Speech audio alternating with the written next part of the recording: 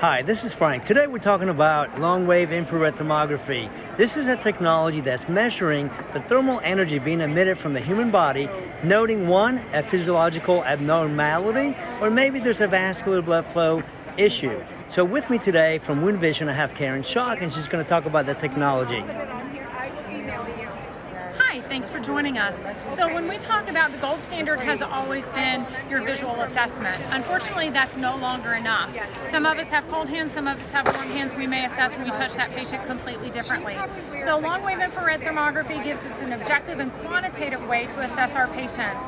So when we start talking about some cases, this is an example. We've got great skin here, but when we add thermography in, we see that this patient actually has an area of hypoperfusion as it's at risk for developing a deep tissue pressure injury.